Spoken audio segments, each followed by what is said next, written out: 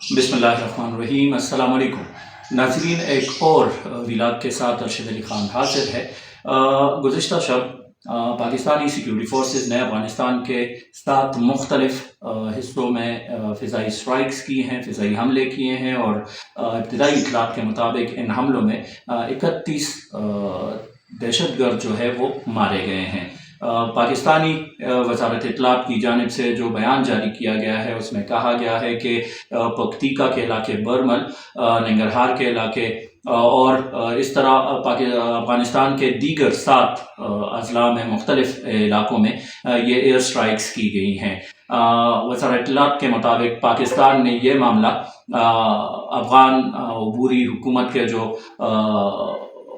नुमाइंदे हैं उनके साथ उठाया था। ये इक़दाम पाकिस्तान ने इस्लामाबाद में ख़ुदकुश हमले, बाजौर में और इसी तरह बनू में गुज़िश्ता दिन जो ख़ुदकुश हमला हुआ था उसके तनाज़ुर में उठाया है। इससे पहले पाकिस्तान के वज़ीर दिफ़ा ख्वाजा आसिफ ने एक बयान में कहा था, वाज़ेह किया था, एक किस्म का इंतबाह दिया था कि अगर अफ़गान सरज़मीन से पाकिस्तान में दहशतगर्द हमले न रुके तो पाकिस्तान अपने दिफ़ा के लिए फ़िज़ाई हमले करने से नहीं हिचकिचाएगा और ये हमले जारी रहेंगे।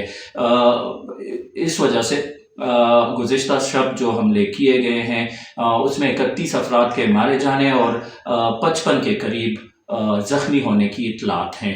पाकिस्तान ने ये मामला जो है अफ़गान सरज़मीन से पाकिस्तान में दहशतगर्दी के जो शवाहिद हैं, जो सबूत हैं, वो अक़वाम मुत्तहिदा को भी बार बार कई दफ़ा दिए हैं। इसी तरह अफ़गानिस्तान के जो अबूरी हुक्मरान हैं उनके साथ भी ये शवाहिद, ये सबूत कई दफ़ा शेयर किए गए हैं, लेकिन वहाँ से मुस्बत जवाब नहीं मिल रहा।